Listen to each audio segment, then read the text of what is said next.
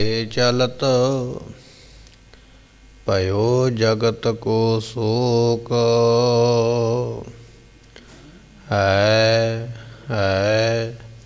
है सब जग पयो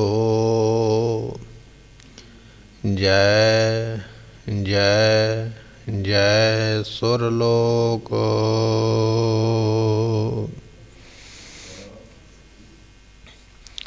प्रथम भगवती सिमर कै गुर नानक लई ध्याए।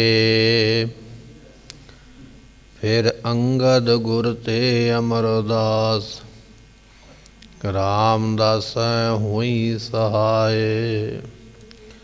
हर जन हर गोबिंद नो सिमरो सिद्धि हर राय। श्री हर कृष्ण ध्याईऐ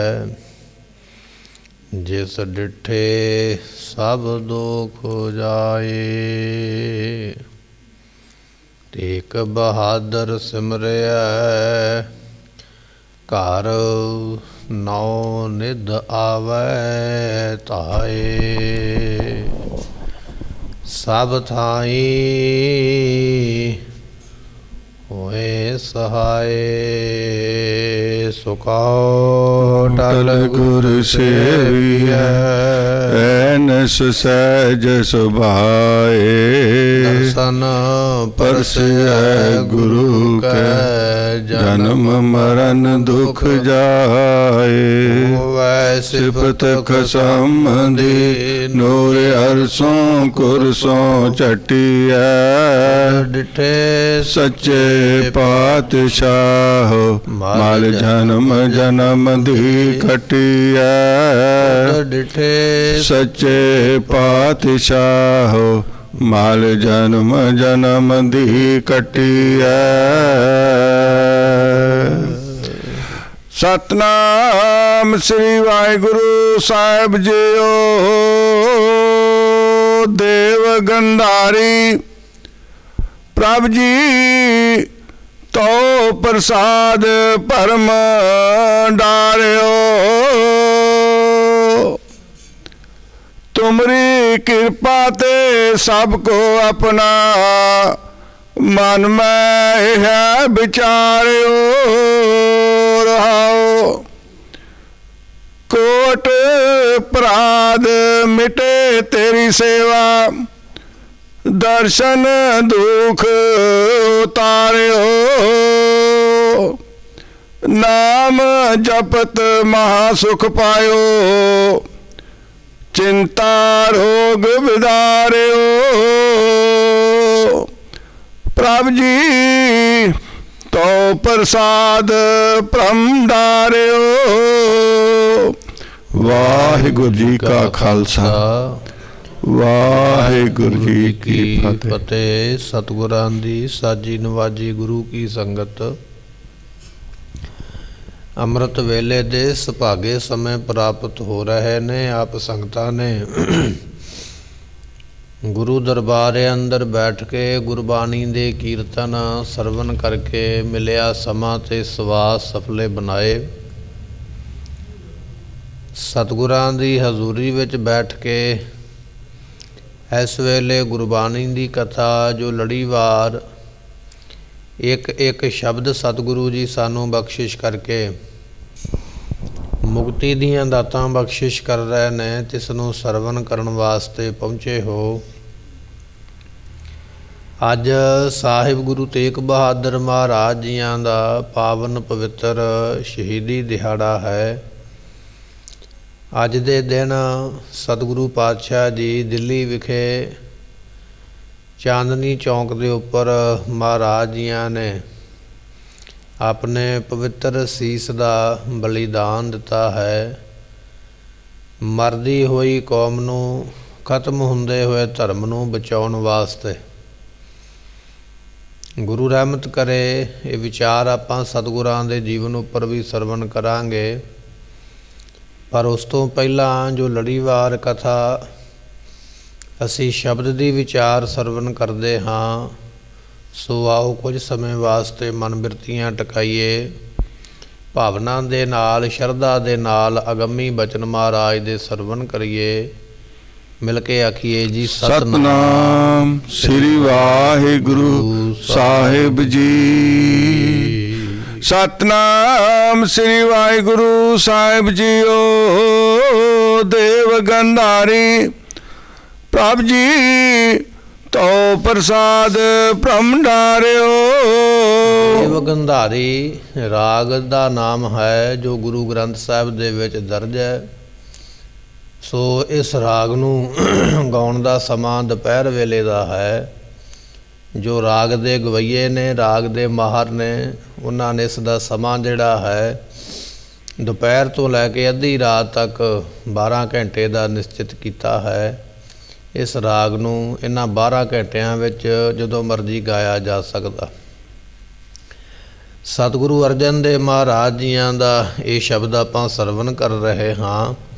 ਪ੍ਰਭ ਜੀ ਤੋ ਪ੍ਰਸਾਦ ਭ੍ਰਮ ਡਾਰਿਓ। ਐ ਸਤਿਗੁਰੂ ਜੀ ਤੁਹਾਡੀ ਕਿਰਪਾ ਦੇ ਨਾਲ ਜਿਹੜਾ ਭਰਮ ਪਿਆ ਹੋਇਆ ਸੀ ਮਨ ਦੇ ਵਿੱਚ, ਇਹ ਸਾਰਾ ਭਰਮ ਡਾਰਿਓ ਕਹੀਏ ਦੂਰ ਕਰ ਦਿੱਤਾ ਹੈ।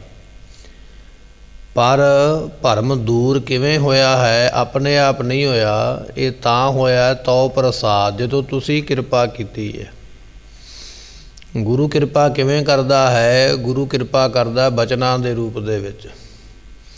ਜਦੋਂ ਅਸੀਂ ਸਤਿਗੁਰਾਂ ਦੇ ਬਚਨ ਸੁਣਦੇ ਹਾਂ, ਗੁਰਬਾਣੀ ਦੇ ਰਾਹੀਂ ਸੁਣਦੇ ਹਾਂ, ਇਤਿਹਾਸ ਦੇ ਰਾਹੀਂ ਸੁਣਦੇ ਹਾਂ ਕਿ ਫਲਾਣੀ ਥਾਂ 'ਤੇ ਮਹਾਰਾਜ ਗਏ ਸਨ, ਉੱਥੇ ਸਿੱਖ ਨੇ ਇਹ ਸਵਾਲ ਕੀਤਾ ਸੀ ਅਤੇ ਮਹਾਰਾਜ ਨੇ ਫਿਰ ਉਹਦਾ ਜਵਾਬ ਦੇ ਕੇ ਸਿੱਖ ਦਾ ਭਰਮ ਦੂਰ ਕੀਤਾ। ਇਸ ਤਰ੍ਹਾਂ ਜਿਹੜਾ ਇਤਿਹਾਸ ਹੈ ਮਹਾਰਾਜ ਜੀਆਂ ਦਾ, ਉਹ ਵੀ ਸਾਡੇ ਭਰਮ ਨੂੰ, ਸਾਡੇ ਸਵਾਲਾਂ ਨੂੰ, ਸਾਡੇ ਸ਼ੰਕਿਆਂ ਨੂੰ ਦੂਰ ਕਰਦਾ। ਅਤੇ ਸਤਿਗੁਰਾਂ ਦੀ ਗੁਰਬਾਣੀ ਵੀ ਸਾਡੇ ਸਵਾਲਾਂ ਦਾ ਜਵਾਬ ਦੇ ਕੇ ਭਰਮ ਦੂਰ ਕਰਦੀ ਹੈ, ਕਿਉਂਕਿ ਗੁਰਬਾਣੀ ਵਿੱਚ ਮਹਾਰਾਜ ਦੇ ਬਚਨ ਦਰਜ ਨੇ। ਸਤਿਗੁਰੂ ਕਹਿਣ ਲੱਗੇ ਭਰਮ ਤੇ ਬੜਾ ਪਿਆ ਹੋਇਆ ਸੀ ਮਨ ਨੂੰ, ਪਰ ਦੂਰ ਹੋ ਗਿਆ। ਹੋਇਆ ਕਿਵੇਂ ਹੈ? ਤੋ ਪ੍ਰਸਾਦ ਤੁਹਾਡੀ ਕਿਰਪਾ ਦੇ ਨਾਲ। ਜੇ ਕੋਈ ਮਨੁੱਖ ਇਹ ਗੱਲ ਕਵੇ ਕਿ ਮੈਂ ਬਹੁਤ ਸਿਆਣਾ ਹਾਂ, ਬੜਾ ਚਾਤੁਰ ਹਾਂ, ਬੜੀ ਸੰਸਾਰ ਦੀ ਜਾਣਕਾਰੀ ਹੈ ਅਤੇ ਮੈਂ ਆਪਣੀ ਮਰਜ਼ੀ ਦੇ ਨਾਲ ਭਰਮ ਦੇ ਵਿੱਚੋਂ ਨਿਕਲ ਜਾਵਾਂਗਾ, ਨਿਕਲਿਆ ਨਹੀਂ ਜਾਣਾ। ਇਹਦੇ ਵਿੱਚੋਂ ਸਤਿਗੁਰੂ ਆਪ ਕਿਰਪਾ ਕਰਕੇ ਕੱਢ ਸਕਦੇ ਨੇ। ਇਸ ਕਰਕੇ ਬੇਨਤੀ ਕਰ ਪ੍ਰਭ ਜੀ ਤੋ ਪ੍ਰਸਾਦ ਭ੍ਰਮ ਡਾਰਿਓ। ਤੁਹਾਡੀ ਕਿਰਪਾ ਦੇ ਨਾਲ ਜਿਹੜਾ ਭਰਮ ਪਿਆ ਹੋਇਆ ਸੀ ਮੇਰੇ ਮਨ ਦੇ ਵਿੱਚ, ਉਹ ਸਾਰਿਆ ਡਾਰਿਓ ਕਹੀਏ ਦੂਰ ਹੋ ਗਿਆ ਹੈ। ਤੁਸੀਂ ਰਹਿਮਤ ਕੀਤੀ ਹੈ। ਤੁਮਰੀ ਕਿਰਪਾ ਤੇ ਸਭ ਕੋ ਆਪਣਾ ਮਨ ਮੈਂ ਹੈ ਵਿਚਾਰਿਓ। ਭਰਮ ਪਿਆ ਕਿਵੇਂ ਹੈ? ਇਹ ਮੇਰਾ ਆਪਣਾ ਹੈ, ਇਹ ਬਗਾਨਾ ਹੈ, ਇਹ ਦੁਸ਼ਮਣ ਹੈ, ਇਹ ਵੈਰੀ ਹੈ, ਇਹ ਮਿੱਤਰ ਹੈ।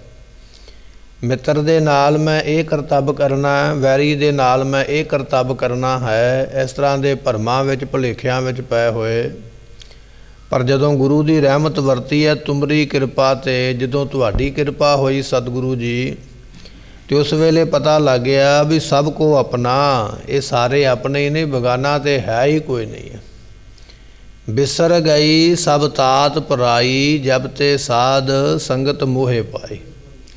ਸਤ ਸੰਗਤ ਵਿੱਚ ਬੈਠ ਕੇ ਜਿਹੜੀ ਪਰਾਈ ਤਾਤ ਹੈ ਨਾ, ਭੁੱਲ ਹੀ ਗਈ। ਸਤਿਗੁਰੂ ਪਾਤਸ਼ਾਹ ਜੀ ਕਹਿਣ ਲੱਗੇ ਤੁਮਰੀ ਕਿਰਪਾ 'ਤੇ ਸਭ ਕੋ ਆਪਣਾ, ਤੁਹਾਡੀ ਕਿਰਪਾ ਦੇ ਨਾਲ ਅਸੀਂ ਸਾਰਿਆਂ ਨੂੰ ਆਪਣਾ ਬਣਾ ਲਿਆ ਹੈ। ਸਭ ਕੋ ਮੀਤ ਹਮ ਆਪਣਾ ਕੀਨਾ, ਹਮ ਸਭਨਾ ਕੇ ਸਾਜਨ। ਦੂਰ ਪਰਾਇਓ ਮਨ ਕਾ ਬਿਰਹਾ, ਤੋ ਮੇਲ ਕੀਓ ਮੇਰੇ ਰਾਜਨ।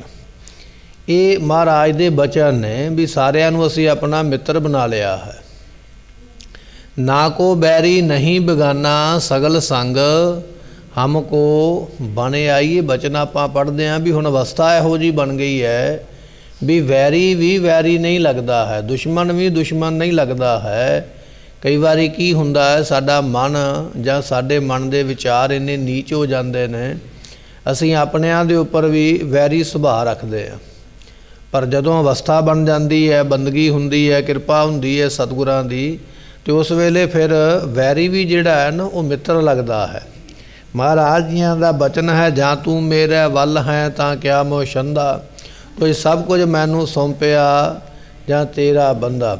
ਲక్ష్ਮੀ ਟੋਟ ਨਾ ਆਵਈ, ਖਾਏ ਖਰਚ ਰਹੰਦਾ, 184 ਮੇਦਨੀ ਸਭ ਸੇਵ ਕਰਨ ਦਾ।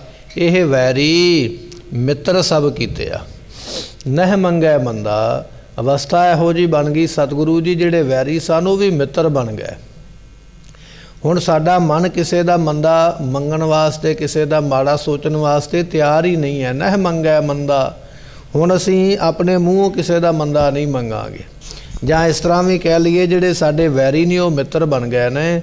ਹੁਣ ਸਾਡੇ ਵੈਰੀ ਵੀ ਸਾਡਾ ਮਾੜਾ ਨਹੀਂ ਮੰਗਦੇ, ਸਾਡਾ ਮਾੜਾ ਨਹੀਂ ਸੋਚਦੇ। ਅਵਸਥਾ ਦੀ ਗੱਲ ਹੈ, ਪਰ ਇਹ ਅਵਸਥਾ ਜਿਹੜੀ ਹੈ ਸਿਮਰਨ ਕਰਕੇ ਪ੍ਰਾਪਤ ਹੋਣੀ ਹੈ, ਗੱਲਾਂ ਦੇ ਨਾਲ ਕੋਈ ਨਹੀਂ। ਮਹਾਰਾਜ ਬਖਸ਼ਿਸ਼ ਕਰਦੇ ਕਹਿਣ ਲੱਗੇ, ਤੁਮਰੀ ਕਿਰਪਾ ਤੇ ਸਭ ਕੋ ਆਪਣਾ, ਸਾਰਿਆਂ ਨੂੰ ਆਪਣਾ ਜਾਣਿਆ ਹੈ।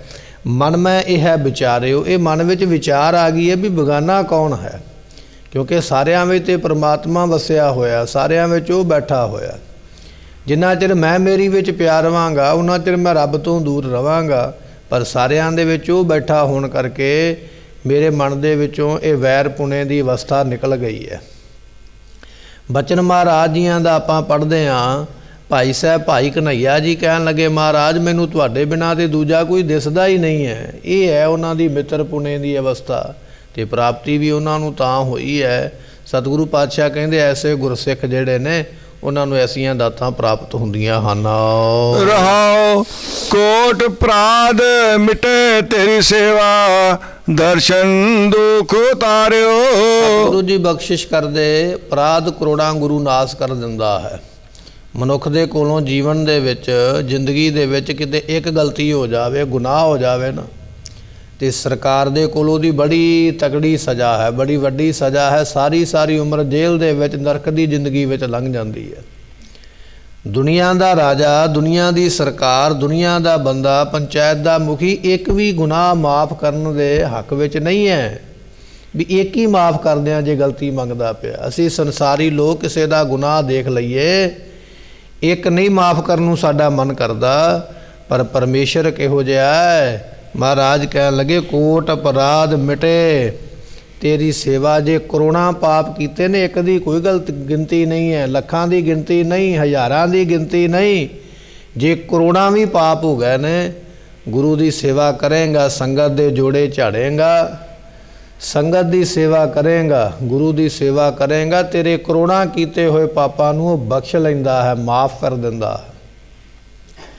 ਤਾਂ ਹੀ ਕੋਈ ਦੁਨੀਆ ਦੀ ਸਰਕਾਰ, ਕੋਈ ਦੁਨੀਆ ਦਾ ਰਾਜਾ, ਕੋਈ ਪੰਚਾਇਤ ਦਾ ਮੁਖੀ ਉਹਦੇ ਬਰਾਬਰ ਤਾਂ ਨਹੀਂ ਪਹੁੰਚਦਾ, ਕਿਉਂਕਿ ਉਹਦੇ ਕੰਮ ਵੱਡੇ ਨੇ। ਜੇ ਵੱਡ ਆਪ ਤੇ ਵੱਡ ਤੇਰੀ ਦਾਤ, ਜੇ ਉਹ ਆਪ ਵੱਡਾ ਤੇ ਉਹਦੀਆਂ ਦਾਤਾਂ ਵੀ ਦੁਨੀਆ ਨਾਲੋਂ ਵੱਡੀਆਂ ਨੇ। ਕੱਲੀਆਂ ਦਾਤਾਂ ਇਹ ਨਹੀਂ ਵੀ ਉਹ ਦਿੰਦਾ ਪਿਆ ਹੈ, ਦਾਤਾਂ ਇਹ ਵੀ ਨੇ ਵੀ ਉਹ ਕੀਤੇ ਹੋਏ ਗੁਨਾਹਾਂ ਨੂੰ ਮਾਫ ਵੀ ਕਰ ਦਿੰਦਾ। ਇੱਕ ਨਹੀਂ ਮਾਫ ਕਰਦਾ, ਫਿਰ ਕਰੋੜਾਂ ਮਾਫ ਕਰ ਦਿੰਦਾ। ਸਤਿਗੁਰੂ ਪਾਤਸ਼ਾਹ ਕਹਿਣ ਲੱਗੇ, ਕੋਟ ਅਪਰਾਧ ਮਿਟੇ ਤੇਰੀ ਸੇਵਾ, ਦਰਸ਼ਨ ਦੁੱਖ ਉਤਾਰਿਓ। ਤੇਰੇ ਦਰਸ਼ਨ ਕਰਕੇ ਤੇ ਦੁੱਖ ਦੂਰ ਹੋ ਗਏ। ਸਤਿਗੁਰੂ ਦਰਸ਼ਨ ਹੀ ਇਹੋ ਜਿਹਾ ਨੇ ਜਿਹੜਾ ਕਰ ਲੈਂਦਾ ਉਹਦੇ ਦੁੱਖ ਉਤਰ ਜਾਂਦੇ ਹਨ। ਨਾਮ ਜਪਤ ਮਹਾ ਸੁਖ ਪਾਇਓ, ਚਿੰਤਾ ਰੋਗ ਬਿਦਾਰਿਓ। ਜਪ ਕੇ ਵੱਡਾ ਸੁਖ ਮਿਲਦਾ। ਸਾਨੂੰ ਦੁਨੀਆ ਦਾ ਕੋਈ ਪਦਾਰਥ ਮਿਲ ਜਾਵੇ ਨਾ, ਦੁਨੀਆ ਦੀ ਕੋਈ ਵਸਤੂ ਮਿਲ ਜਾਵੇ, ਤੇ ਅਸੀਂ ਆਖਦੇ ਹਾਂ ਮੈਂ ਤੇ ਬਹੁਤ ਖੁਸ਼ ਹਾਂ, ਮੈਂ ਤੇ ਬੜਾ ਸੁਖੀ ਹਾਂ। ਕਿਉਂ? ਕਿਉਂਕਿ ਮੈਨੂੰ ਆਹ ਚੀਜ਼ ਮਿਲੀ ਹੈ। ਪਰ ਜਦੋਂ ਸਮਾਂ ਆਵੇਗਾ, ਜੇ ਉਹ ਚੀਜ਼ ਚਲੇਗੀ ਤੇ ਉਹੀ ਬੰਦਾ ਕਹੇਗਾ ਵੀ ਮੈਂ ਤੇ ਬੜਾ ਦੁਖੀ ਹਾਂ, ਮੇਰੇ ਵਰਗਾ ਦੁਖੀ ਕੋਈ ਨਹੀਂ। ਦੁਨੀਆ ਦੇ ਪਦਾਰਥ ਆਉਣ ਦਾ ਜੇ ਸੁਖ ਹੈ ਤੇ ਪਦਾਰਥ ਜਾਣ ਦਾ ਦੁੱਖ ਵੀ ਹੈ। ਪਰ ਮਹਾਰਾਜ ਕਹਿਣ ਲੱਗੇ, ਗੁਰਮੁਖਾ ਜਿਨ੍ਹਾਂ ਦੇ ਉੱਪਰ ਪਰਮੇਸ਼ਰ ਕਿਰਪਾ ਕਰਦਾ ਹੈ, ਨਾਮ ਜਪਤ ਮਹਾ ਸੁਖ ਪਾਇਓ। ਨਾਮ ਜਪ ਕੇ ਸੁਖ ਹੀ ਉਹਨਾਂ ਨੇ ਐਡਾ ਵੱਡਾ ਪ੍ਰਾਪਤ ਕਰ ਲਿਆ ਵੀ ਦੁੱਖ ਦੀ ਕੋਈ ਥਾਂ ਹੀ ਨਹੀਂ ਰਹਿ ਜਾਂਦੀ ਹੈ, ਦੁੱਖ ਦੀ ਕੋਈ ਗੱਲ ਰਹਿ ਹੀ ਜਾਂਦੀ ਹੈ। ਦੁਨੀਆ ਦਾ ਸਭ ਤੋਂ ਵੱਡਾ ਸੁਖ ਕੀ ਹੈ? ਸਭ ਤੋਂ ਵੱਡਾ ਸੁਖ ਹੈ ਪਰਮਾਤਮਾ ਦੀ ਪ੍ਰਾਪਤੀ। ਇਹਦੇ ਤੋਂ ਵੱਡਾ ਸੁਖ ਕੋਈ ਨਹੀਂ ਹੈ। ਜਿਨ੍ਹਾਂ ਨੂੰ ਉਹ ਮਿਲ ਗਿਆ, ਦੁਨੀਆ ਦੇ ਦੁੱਖ, ਦੁਨੀਆ ਦੇ ਭਰਮ, ਦੁਨੀਆ ਦੇ ਪਦਾਰਥ ਭੁੱਲ ਹੀ ਗਏ ਵੀ ਕੀ ਮੰਗਣਾ ਹੈ। ਉਹ ਇੰਨਾ ਵੱਡਾ ਹੈ, ਜਿਨ੍ਹਾਂ ਨੂੰ ਮਿਲ ਜਾਂਦਾ ਹੈ ਉਹਦੇ ਮੂੰਹੋਂ ਨਿਕਲਦਾ ਅੱਲਾ। ਜਿਨ੍ਹਾਂ ਨੂੰ ਮਿਲ ਜਾਂਦਾ ਉਹਨਾਂ ਦੇ ਮੂੰਹ ਨਿਕਲਦਾ ਵਾਹੇ, ਤੂੰ ਕਿੰਨਾ ਹੈਰਾਨ ਕਰਨ ਵਾਲਾ ਹੈ। ਪਰ ਉਹਨਾਂ ਦੇ ਮੁਖੋਂ ਨਿਕਲਿਆ ਜਿਨ੍ਹਾਂ ਨੂੰ ਪ੍ਰਾਪਤ ਹੋਇਆ। ਮਹਾਰਾਜ ਕਹਿਣ ਲੱਗੇ, ਦੁਨੀਆ ਦਾ ਸੁੱਖ ਸਭ ਤੋਂ ਵੱਡਾ ਇਹ ਹੈ ਪਰਮਾਤਮਾ ਦੀ ਪ੍ਰਾਪਤੀ, ਪਰ ਹੋਈ ਉਹਨਾਂ ਨੂੰ ਹੈ ਨਾਮ ਜਪਤ, ਜਿਨ੍ਹਾਂ ਨੇ ਨਾਮ ਜਪਿਆ ਹੈ। ਪਰ ਕੁਝ ਲੋਕ ਆਖਦੇ ਨਾਮ ਜਪਣਾ ਤੇ ਤੋਤਾ ਰਟਣਾ ਹੈ, ਨਾਮ ਤੇ ਜਪਣਾ ਨਹੀਂ ਚਾਹੀਦਾ। ਜੇ ਨਾਮ ਨਹੀਂ ਜਪਣਾ ਚਾਹੀਦਾ ਤੇ ਫਿਰ ਕੀ ਕਰੀਏ, ਗਾਲਾਂ ਦੇਈ ਜਾਈਏ ਲੋਕਾਂ ਨੂੰ, ਉਹ ਤੋਤਾ ਰਟਨ ਨਹੀਂ ਹੋਏਗਾ। ਗੁਰੂ ਅਰਜਨ ਦੇਵ ਮਹਾਰਾਜ ਕਹਿੰਦੇ ਨਾਮ ਜਪਤ, ਨਾਮ ਨੂੰ ਜਪ, ਦੁਨੀਆ ਦੇ ਮਗਰ ਲਾ ਕੇ ਛੱਡ ਨਾ ਬਹੀਂ ਵੀ ਦੁਨੀਆ ਆਖੇਗੀ ਵੀ ਇਹ ਵਾਰ-ਵਾਰ ਕੀ ਕਰਦਾ। ਕਿਉਂਕਿ ਗੁਰੂ ਕਿਆਂ ਸਿੱਖਾਂ ਨੇ ਜਪਿਆ ਹੈ।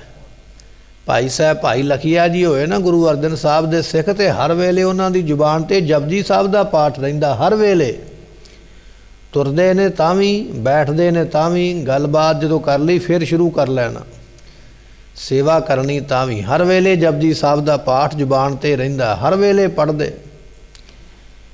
ਤੇ ਫਿਰ ਅਵਸਥਾ ਇਹੋ ਜਿਹੀ ਬਣ ਗਈ, ਬਲ ਇੰਨਾ ਆ ਗਿਆ ਵੀ ਜ਼ੁਬਾਨ ਦੇ ਵਿੱਚੋਂ ਹੁਣ ਜਿਹੜਾ ਬਚਨ ਨਿਕਲਦਾ ਨਾ, ਦੁਨੀਆ ਦੀ ਕੋਈ ਤਾਕਤ ਉਸ ਬਚਨ ਨੂੰ ਫੇਲ ਨਹੀਂ ਕਰ ਸਕਦੀ, ਕੋਈ ਮੇਟ ਨਹੀਂ ਸਕਦੀ ਹੈ।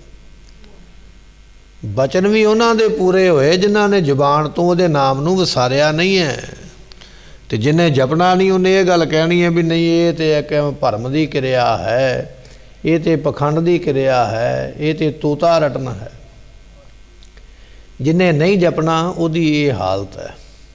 ਗੁਰੂ ਅਰਜਨ ਦੇਵ ਮਹਾਰਾਜ ਜੀ ਕਹਿਣ ਲੱਗੇ ਨਾਮ ਜਪਤ ਮਹਾ ਸੁਖ ਪਾਇਓ। ਨਾਮ ਜਪ ਕੇ ਐਡਾ ਵੱਡਾ ਸੁਖ ਮਿਲਿਆ ਵੀ ਪਰਮਾਤਮਾ ਦੀ ਪ੍ਰਾਪਤੀ ਹੋ ਗਈ ਹੈ।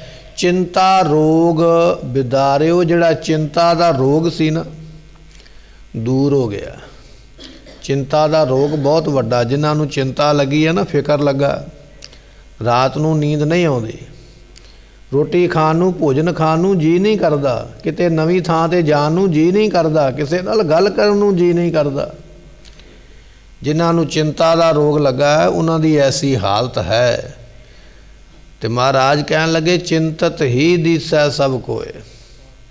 ਇੱਕ ਨਹੀਂ, ਹਰੇਕ ਦੇ ਮੱਥੇ ਤੇ ਵੱਟ ਪਿਆ ਹੋਇਆ, ਹਰੇਕ ਦੇ ਮੱਥੇ ਦੇ ਉੱਪਰ ਦਿਸਦਾ ਪਿਆ ਚਿੰਤਾ ਦਾ ਇਹ ਜਿਹੜਾ ਹਿਸਾਬ ਹੈ, ਦਿਸਦਾ ਪਿਆ, ਉਹਦਾ ਚਿਹਰਾ ਦੱਸਦਾ ਪਿਆ ਵੀ ਕਿਸੇ ਨਾ ਕਿਸੇ ਫਿਕਰ ਦੇ ਵਿੱਚ, ਚਿੰਤਾ ਵਿੱਚ ਡੁੱਬਾ ਹੋਇਆ। ਤੇ ਬੜਾ ਵੱਡਾ ਰੋਗ ਹੈ। ਪਰ ਚੇਤਾ ਏਕ ਤਹੀਂ ਸੁਖ ਹੋਏ।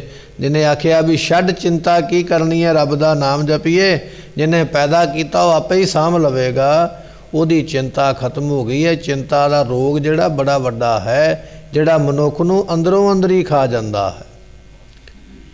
ਪਰ ਪਾਤਸ਼ਾਹ ਜੀ ਉਸ ਏਡੇ ਵੱਡੇ ਰੋਗ ਨੂੰ ਦੂਰ ਕਰ ਦਿੰਦੇ ਹਨ। ਕਾਮ ਕ੍ਰੋਧ ਲੋਭ ਝੂਠ ਨਿੰਦਾ ਸਾਧੂ ਸੰਗ ਵਿਸਾਰਿਓ। ਸੰਗਤ ਵਿੱਚ ਆ ਕੇ ਬੈਠੇ ਆ, ਇਹ ਹੈ ਸਾਧੂ ਸੰਗਤ। ਜਿੱਥੇ ਬੈਠੇ ਆ ਇਸ ਨੂੰ ਸਤ ਸੰਗਤ ਕਿਹਾ ਜਾਂਦਾ।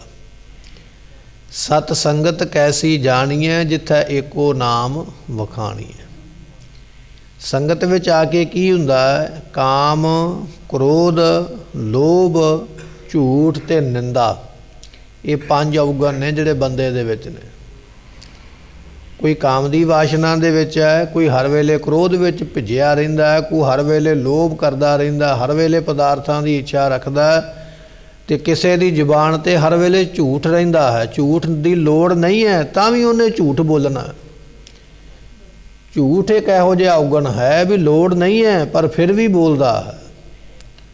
ਤੇ ਪੰਜਵਾਂ ਬਚਨ ਹੈ ਨਿੰਦਾ। ਨਿੰਦਾ ਤੋਂ ਭਾਵ ਨਿੰਦਿਆ, ਦੁਨੀਆ ਦੀ ਨਿੰਦਿਆ ਕਰਦਾ, ਦੁਨੀਆ ਦੀ ਗੰਦਗੀ ਖਾਂਦਾ। ਪਰ ਸਭ ਕੁਝ ਇਹ ਗੁਰੂ ਦੀ ਸੰਗਤ ਵਿੱਚ ਆ ਕੇ ਵਿਸਾਰਿਓ ਕਹੀਏ ਭੁੱਲ ਹੀ ਗਿਆ। ਗੁਰੂ ਦੀ ਸੰਗਤ ਵਿੱਚ ਆਏ, ਗੁਰੂ ਦਾ ਬਚਨ ਸੁਣਿਆ, ਕਥਾ ਸੁਣੀ, ਕੀਰਤਨ ਸੁਣਿਆ, ਨਿੰਦਿਆ ਵੀ ਭੁੱਲ ਗਈ, ਝੂਠ ਵੀ ਭੁੱਲ ਗਿਆ, ਕਾਮ ਕ੍ਰੋਧ ਲੋਭ ਮੋਹ ਵੀ ਭੁੱਲ ਗਏ। ਇਸ ਸੰਗਤ ਵਿੱਚ ਆ ਕੇ ਐਸੀ ਦਾਤ ਮਿਲਦੀ ਹੈ। ਮਾਇਆ ਬੰਧ ਕਾਟੇ ਕਿਰਪਾ ਨਿਧ ਨਾਨਕ ਆਪ ਉਧਾਰਿਓ। ਮਾਇਆ ਦੇ ਬੰਧਨ ਪਏ ਹੋਏ। ਮਾਇਆ ਇਕੱਲੇ ਪੈਸੇ ਦਾ ਨਾਮ ਨਹੀਂ ਹੈ। ਅਸੀਂ ਤੇ ਕੇਵਲ ਮਾਇਆ ਪੈਸੇ ਨੂੰ ਸਮਝ ਛੱਡਿਆ। ਮਾਇਆ ਕਿਹਾ ਜਾਂਦਾ ਉਹ ਵਸਤੂ ਜਿਹੜੀ ਰੱਬ ਨੂੰ ਭੁਲਾ ਦੇਵੇ, ਜਿਹਦੇ ਵਿੱਚ ਲੱਗ ਕੇ ਰੱਬ ਦਾ ਨਾਮ ਪਰਮੇਸ਼ਰ ਦਾ ਨਾਮ ਭੁੱਲ ਜਾਵੇ, ਉਸ ਨੂੰ ਮਾਇਆ ਕਹਿੰਦੇ ਨੇ। ਇਹ ਮਾਇਆ ਜਿਤ ਹਰ ਵਿਸਰੇ, ਜਿੱਤੋਂ ਰੱਬ ਭੁੱਲ ਜਾਵੇ ਉਹ ਚੀਜ਼ ਮਾਇਆ ਹੋ ਜਾਂਦੀ ਹੈ। ਹੋ ਸਕਦਾ ਚੰਗਾ ਘਰ ਵੇਖ ਕੇ, ਚੰਗਾ ਪਦਾਰਥ ਵੇਖ ਕੇ, ਚੰਗਾ ਕੋਈ ਸਰੀਰ ਵੇਖ ਕੇ ਤੈਨੂੰ ਰੱਬ ਭੁੱਲ ਜਾਵੇ ਤੇ ਉਹ ਵਸਤੂ ਮਾਇਆ ਹੈ।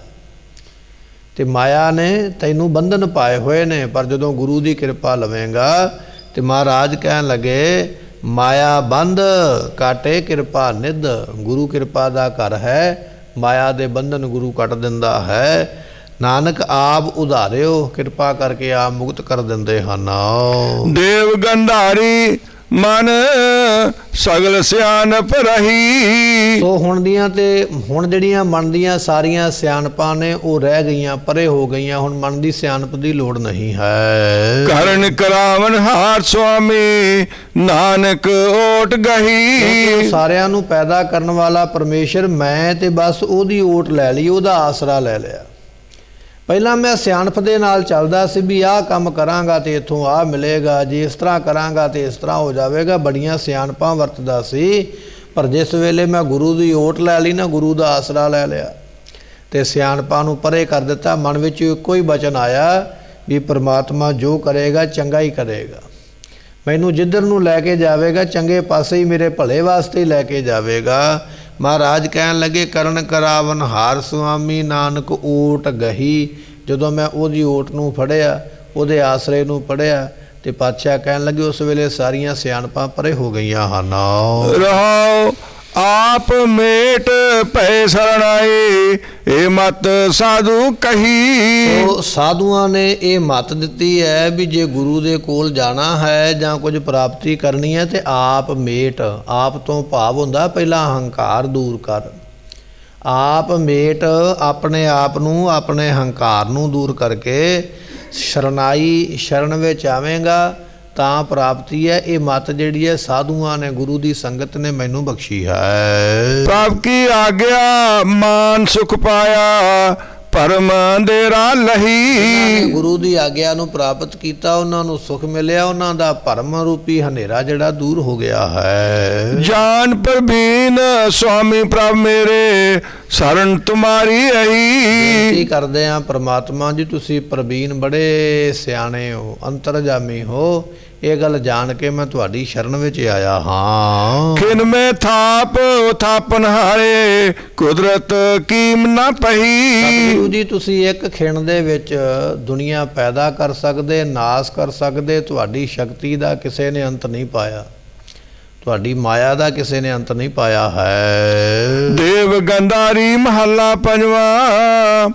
ਹਰ ਪ੍ਰਾਨ ਪ੍ਰਭੂ ਸੁਖ ਦਾਤੇ। ਪਾਤਸ਼ਾਹ ਜੀ ਸੁੱਖਾਂ ਦੇ ਦਾਤੇ ਨੇ। ਜਿਹੜਾ ਕੋਈ ਆਉਂਦਾ ਮਹਾਰਾਜ ਦੇ ਕੋਲ ਚੱਲ ਕੇ ਉਹਨੂੰ ਸੁੱਖ ਦੀ ਪ੍ਰਾਪਤੀ ਹੁੰਦੀ ਹੈ। ਸਾਹਿਬ ਗੁਰੂ ਤੇਗ ਬਹਾਦਰ ਮਹਾਰਾਜ ਜੀਆਂ ਦਾ ਕੋਈ ਵੈਰ ਨਹੀਂ ਹੈ ਔਰੰਗਜ਼ੇਬ ਸਰਕਾਰ ਦੇ ਨਾਲ, ਨਾ ਕਦੇ ਕੋਈ ਬਚਨ ਵਿਲਾਸ ਹੋਇਆ। ਆਪਣੀ ਮੌਜ ਦੇ ਵਿੱਚ, ਆਪਣੇ ਘਰ ਦੇ ਵਿੱਚ ਅਨੰਦਪੁਰ ਸਾਹਿਬ ਦੀ ਧਰਤੀ ਤੇ ਬੈਠੇ, ਪਰ ਮਹਾਰਾਜ ਸੁੱਖਾਂ ਦੇ ਦਾਤੇ ਨੇ ਨਾ। ਜਿਹੜਾ ਕੋਲ ਆਉਂਦਾ ਉਹਨੂੰ ਸੁੱਖ ਵੀ ਦਿੰਦੇ। ਤੇ ਬਿਪਤਾ ਪਈ ਹੋਈ ਹੈ ਜਿਹੜੇ ਕਸ਼ਮੀਰ ਦੇ ਬ੍ਰਾਹਮਣ ਨੇ, ਜਿਹੜੇ ਆਪਣੇ ਆਪ ਨੂੰ ਕਹਿੰਦੇ ਅਸੀਂ ਕੱਟੜ ਹਾਂ, ਅਸੀਂ 12-12 ਤਿਲਕ ਲਾਉਂਦੇ ਹਾਂ, ਹਰ ਵੇਲੇ ਗਾਇਤਰੀ ਮੰਤਰ ਦਾ ਜਾਪ ਕਰਦੇ ਹਾਂ, ਹਰ ਵੇਲੇ ਵੇਦਾਂ ਸ਼ਾਸਤਰਾਂ ਦੀ ਵਿਚਾਰ ਕਰਦੇ ਹਾਂ। ਪਰ ਜਦੋਂ ਕਿਸੇ ਕੌਮ ਤੇ ਬਿਪਤਾ ਪੈਂਦੀ ਹੈ ਨਾ, ਤੇ ਉਦੋਂ ਇਹ ਨਹੀਂ ਸਮਝ ਲੈਣਾ ਚਾਹੀਦਾ ਵੀ ਫਲਾਣੇ ਤੇ ਪਈ ਹੈ ਜਾਂ ਫਲਾਣੇ ਪਿੰਡ ਤੇ ਪਈ ਹੈ, ਮੈਂ ਤੇ ਬਚਿਆ ਹੋਇਆ, ਮੈਂ ਤੇ ਸੁਰੱਖਿਅਤ ਹਾਂ। ਨਹੀਂ, ਉਸ ਬਿਪਤਾ ਦਾ ਸੇਕ ਅੱਜ ਨਹੀਂ ਤੇ ਕੱਲ ਤੇਰੇ ਤੱਕ ਵੀ ਪਹੁੰਚੇਗਾ, ਤੈਨੂੰ ਵੀ ਆ ਕੇ ਲੱਗੇਗਾ। ਜਿਹੜੀ ਬਿਪਤਾ ਤੇ ਦੂਜੇ ਤੇ ਪਈ ਹੋਈ ਹੈ, ਉਹ ਸਮਾਂ ਆਵੇਗਾ ਜਦੋਂ ਤੇਰੇ ਤੇ ਵੀ ਉਹਦਾ ਸੇਕ ਆ ਕੇ ਪਹੁੰਚੇਗਾ। ਤੂੰ ਵੀ ਉਸੇ ਚੱਕੀ ਵਿੱਚ ਪੀਸਿਆ ਜਾਵੇਂਗਾ ਜਿਸ ਚੱਕੀ ਵਿੱਚ ਉਹ ਪੀਸਿਆ ਜਾ ਰਿਹਾ ਹੈ। ਤੇ ਆਪਾਂ ਵੇਖਦੇ ਨਾ ਕਿੰਨੀ ਠੰਡ ਦਾ ਇਹ ਦਿਨ ਚੱਲਦੇ ਪਏ, ਫਿਰ ਵੀ ਉਹ ਵਿਚਾਰੇ ਬਜ਼ੁਰਗ ਕਿਸਾਨ ਜਿਹੜੇ ਨੇ ਦਿੱਲੀ ਵਿੱਚ ਧਰਨਾ ਮਾਰ ਕੇ ਬੈਠੇ ਹੋਏ। ਕਾਹਦੇ ਵਾਸਤੇ ਬੈਠੇ ਨੇ? ਆਪਣਾ ਹੱਕ ਲੈਣ ਵਾਸਤੇ। ਇਕੱਲਾ ਆਪਣੇ ਵਾਸਤੇ ਨਹੀਂ, ਸਾਡੇ ਵਾਸਤੇ ਵੀ ਲੜਦੇ ਪਏ। ਕਿਉਂ ਲੜਦੇ ਪਏ ਨੇ? ਜਿਹੜੀ ਵਸਤੂ ਸਾਨੂੰ ਅੱਜ ਬਾਜ਼ਾਰ ਵਿੱਚੋਂ ਸਸਤੀ ਮਿਲਦੀ ਪਈ ਹੈ ਖਾਣ ਵਾਲੀ, ਤੇ ਜਦੋਂ ਉਹਨਾਂ ਦੇ ਹੱਕ ਚਲੇ ਗਏ ਤਾਂ ਉਹ ਸਾਨੂੰ ਸਸਤੀ ਨਹੀਂ ਮਿਲੇਗੀ, ਮਹਿੰਗੀ ਹੋ ਜਾਏਗੀ। ਤੇ ਸੇਕ ਤੇ ਸਾਡੇ ਤੱਕ ਵੀ ਪਹੁੰਚੇਗਾ, ਦੁੱਖ ਤੇ ਸਾਨੂੰ ਵੀ ਮਿਲੇਗਾ। ਪੈਸਾ ਤੇ ਹੋਵੇਗਾ, ਪਰ ਪੈਸੇ ਦੇ ਨਾਲ ਅਸੀਂ ਵਸਤੂ ਖਰੀਦਣ ਦੇ ਸਮਰੱਥ ਨਹੀਂ ਹੋਵਾਂਗੇ, ਇੰਨੀ ਪਹੁੰਚ ਤੋਂ ਦੂਰ ਹੋ ਜਾਏਗੀ। ਤੇ ਜਦੋਂ ਆਮਦਨੀ ਘਟ ਗਈ, ਖਰਚਾ ਵੱਧ ਗਿਆ, ਤੇ ਫਿਰ ਕੀ ਹੋਵੇਗਾ? ਸਾਡੀ ਆਉਣ ਵਾਲੀ ਪੀੜ੍ਹੀ ਕੀ ਕਰੇਗੀ? ਇਸ ਵਾਸਤੇ ਉਹ ਸੰਘਰਸ਼ ਵਿੱਚ ਪਏ ਹੋਏ ਨੇ, ਸਾਰਿਆਂ ਦੇ ਵਾਸਤੇ ਸੰਘਰਸ਼ ਕਰਦੇ ਪਏ। ਇੰਨੀ ਠੰਡ ਦੇ ਵਿੱਚ ਬਜ਼ੁਰਗ ਵਿਚਾਰੇ ਪਿੰਡਾਂ ਵਿੱਚੋਂ ਜਾ ਕੇ क्योंकि सिख दा काम है जदों किते विपता आउंदी है, संकट आउंदा है ते संकट दा मुकाबला करना, उहदे अगे दुख दे सामने खड़ना ताकि दुख वधे ना। पर जदों औरंगजेब बादशाह ने हुक्म किया ना दिल्ली दे तख्त तो भी सारे हिंदुआं नूं मुसलमान बनाया जाए, तो एका नहीं किया उन्होंने भी आपां इकट्ठे होईए। एक ने सोचा तो फलाने शहर में ऐलान होया, दूजे ने सोचा दूजे शहर में ऐलान होया, सानू की होवेगा। पर वो बादशाह का हुक्म सारे हिंदुस्तान के उपर ही फैल गया। अज एक शहर में है, एक स्टेट में है, कल नूं दूजे में, फिर तीजे में, फिर सारियां थावां ते हुक्म पहुँचदियां पहुँचदियां कश्मीर के गवर्नर नूं हुक्म पहुँच गया बादशाह औरंगजेब का भी जिन्ने इत्थे कश्मीरी ब्राह्मण ने अपने आप नूं कट्टड़ दसदे ने मुसलमान बनाओ। मुसलमान बनाउण वास्ते माया का लालच दिओ, जगीरां दा लालच दे दिओ, नहीं मनदे तो परिवार नूं मारन दा डर दिओ, जे फिर भी नहीं मनदे तो सच्ची मुच्ची कतल कर दिओ, तुहाडे ते कोई मुकदमा नहीं होवेगा। हुण बादशाह दे वजीर नूं बादशाह का कहना मनना पैना। सवा सवा मन जनेऊ लैंदा। जदों कश्मीरी पंडितां दे उपर विपता आई तो फिर दौड़े गुरु तेग बहादुर पातशाह दे कोल आए। महाराज जी धर्म साडा डुबदा जा रहा, आप जी कृपा करके बचा सकते हो, क्योंकि आप जी सुखां दे दाते हो, आप सुख देंदे हो, तो सतगुरु सानू भी सुख दिओ ना, असीं ते दुखी हो के आए हैं। सतगुरु पातशाह महाराज जियां ने जदों इन्हां दी फरियाद सुनी तो उस वेले महाराज जियां ने इन्हां दा दुख वेख के महाराज कहन लगे, जाओ औरंगजेब बादशाह नूं कह दिओ गुरु तेग बहादुर पातशाह जे इस्लाम नूं कबूल करदे असीं अपने आप कर लवांगे। सतगुरां दा वचन सुन के ते भरोसा भी रखिया। भरोसा है उन्हां नूं गुरु दे उपर भी, जे गुरु ने वचन कीता है तो ये वचन की पालना भी करनगे। उन्हां नूं भरोसा दूजे धर्म वालियां नूं गुरु दे उपर, ते जे उन्हां दे मन विच किते ये गल आ जांदी भी महाराज जे किते मुसलमान बन गए तो सानू तो फिर बनना पवेगा, साडी ते शर्त उत्थे मंजूर हो जानी है। पर नहीं, उन्हां दे मन विच भरोसा सी भी ये इस्लाम नूं कबूल नहीं करनगे, जे इन्हां ने सानू वचन दिता तो पूरा जरूर करनगे। बादशाह औरंगजेब नूं जाके जदों आखिया तो बादशाह ने अपने अहदीए भेज दिते सतगुरां नूं बुलाउण वास्ते। जिहड़े अहदीए सन लैण वास्ते आए आनंदपुर साहब की धरती ते महाराज ने आख्या तुसीं चलो, असीं अपने आप ही आ जावांगे, असीं कोई चोर नहीं हाँ, कोई डाकू नहीं हाँ, कोई गुनहगार नहीं हाँ भी बादशाह दे फौज सानू गिरफ्तार करके लैके जावे। असीं कोई भजे हुए नहीं, अपनी मर्जी दे नाल असीं आ जाना है। इन्हां बचन कह के महाराज ने अहदीए तोड़ दिते ते आप भी मगरों चल पे महाराज जी। कुछ संगतां नाल चल पईयां, हौली हौली महाराज ने संगतां मोड़ियां, 5 सिख महाराज दे नाल रहे। हुण जाना तो महाराज ने दिल्ली है, क्योंकि बादशाह औरंगजेब दिल्ली बैठा होया, सद्या दिल्ली गया। पर महाराज दिल्ली नहीं गए, दिल्ली तो भी 200-250 किलोमीटर अगे आगरे शहर विच महाराज पहुँचे। कादे वास्ते? इत्थे एक सैयद रहिंदा है बकरियां चारन वाला। इधरों बादशाह औरंगजेब ने नाम रख दिता, कहन लगा भी जिहड़ा गुरु दी दस पावे मैं 1000 सोने की मोहर उहनूं देवांगा। ये जिहड़ी खबर सी वो भेडां चारन वाले नूं भी मिल गई। मन विच सोचदा है जे किते गुरु मैनूं मिल जावे तो मैं सरकार नूं फड़ा देवां, 1000 रुपये का नाम मैनूं मिल जाएगा, मेरे घर में धी जवान है, मैं वह विआह कर लवांगा, मेरे घर दे कोठे टुटे पे ने, मैं अपने कोठे अपने कमरे नवे बना लवांगा, मेरे घर दे विच खाण नूं अन्न दाना नहीं है, मैं खरीद लवांगा, मेरियां सारियां मुश्किलां दूर हो जाणगियां। पर होणगियां तां जे गुरु किते मेरी निगाह विच आ जावे तो मैं ये काम करां। ते सतगुरु पातशाह जानी जान सन भी गिरफ्तारी ते देनी है, जे इहदा कारज बनदा ते ओह बना दईए। तेरे भाणे सरबत दा भला आपां पढ़दे हाँ, पर भला करीदा किवें आ गुरु तेग बहादुर पातशाह ने सानू दस्सिया। महाराज आगरे पहुँचे, बाहर खेतां दे विच बैठे होए सैयद उत्थे बकरियां चारदा पिया। महाराज ने एक सिख नूं बुला के आख्या इस बकरियां वाले नूं बुलाओ। बुलाया गया।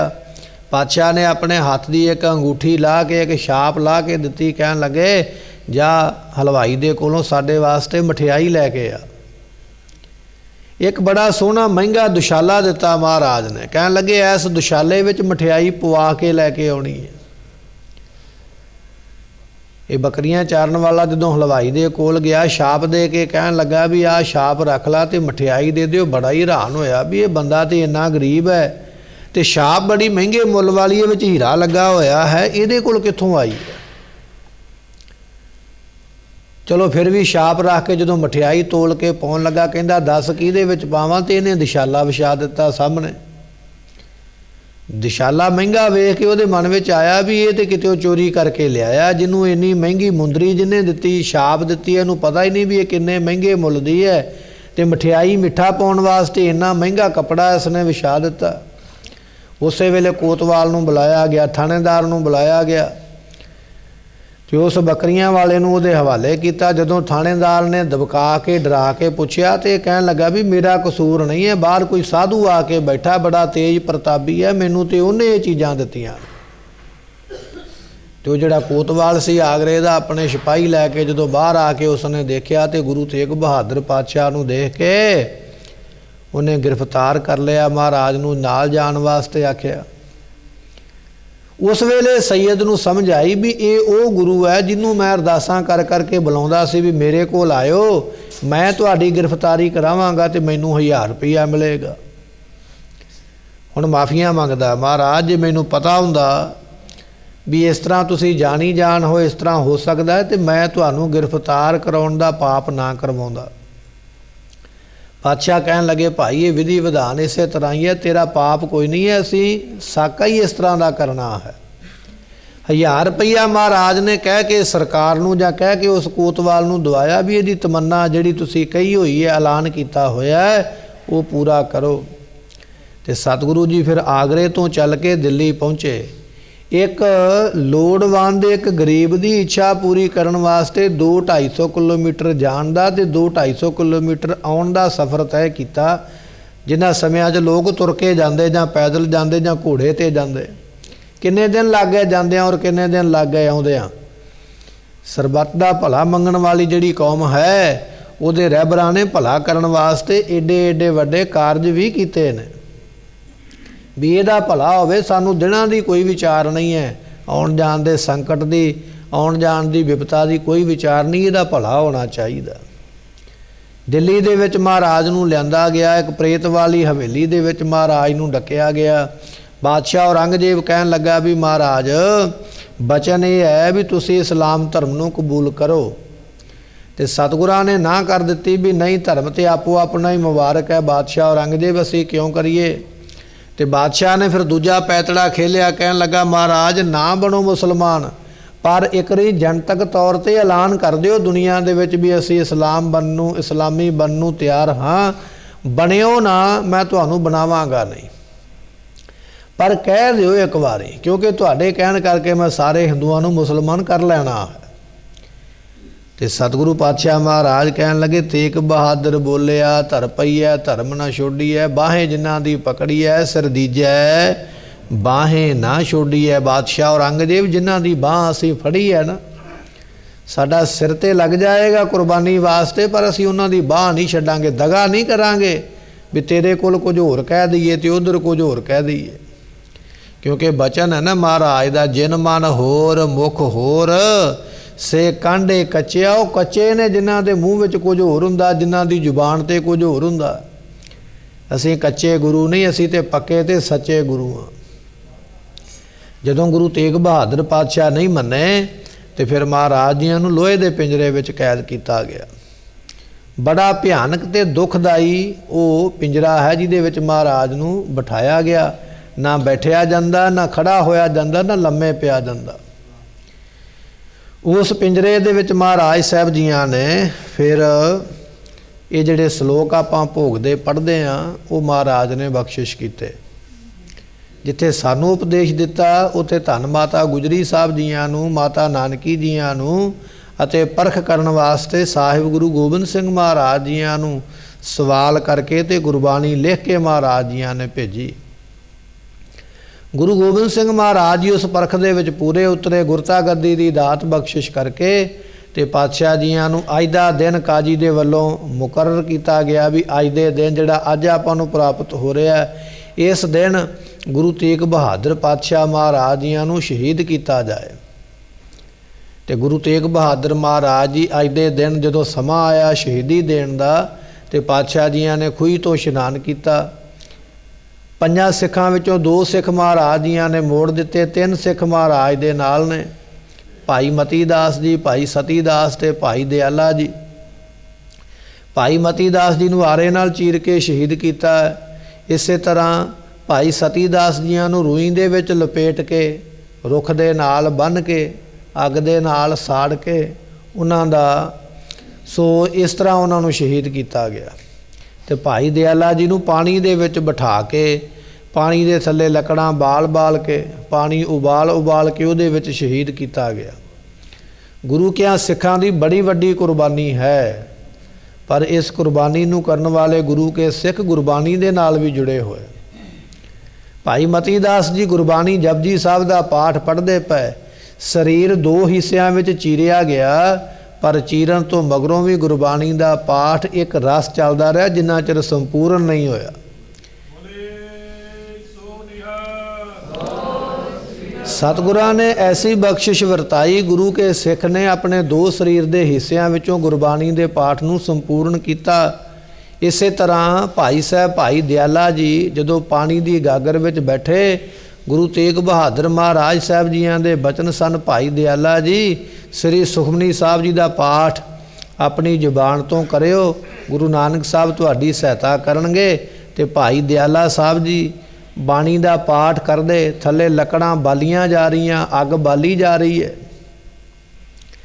ਅੱਗ ਬਾਲਦਿਆਂ ਇੱਧਰੋਂ ਸੁਖਮਨੀ ਸਾਹਿਬ ਦਾ ਪਾਠ ਕਰਦਿਆਂ ਬ੍ਰਹਮ ਗਿਆਨੀ ਵਾਲੀ ਅਸ਼ਟਪਦੀ ਤੇ ਜਦੋਂ ਪਹੁੰਚ ਗਏ ਤੇ ਕਹਿਣ ਲੱਗੇ ਪਾਣੀ ਉਬਲ ਕੇ ਸਰੀਰ ਦਾ ਸਾਰਾ ਮਿੱਝ, ਜੋ ਵੀ ਸਰੀਰ ਦਾ ਸਾਡਾ ਹਿੱਸਾ ਹੈ, ਪਾਣੀ ਦੇ ਵਿੱਚ ਸਾਰਾ ਮਿਲ ਗਿਆ। ਸਰੀਰ ਦਾ ਵਜੂਦ ਖਤਮ ਹੋ ਗਿਆ, ਪਰ ਗੁਰਮੁਖੋ ਗੁਰਬਾਣੀ ਖਤਮ ਨਹੀਂ ਹੋਈ। ਉਸ ਗਾਗਰ ਦੇ ਵਿੱਚੋਂ ਸੁਖਮਨੀ ਸਾਹਿਬ ਜੀ ਦੀ ਆਵਾਜ਼ ਉਸੇ ਤਰ੍ਹਾਂ ਆ ਰਹੀ ਹੈ ਜਿਵੇਂ ਭਾਈ ਦਿਆਲਾ ਜੀ ਨੇ ਸ਼ੁਰੂ ਕੀਤੀ ਸੀ।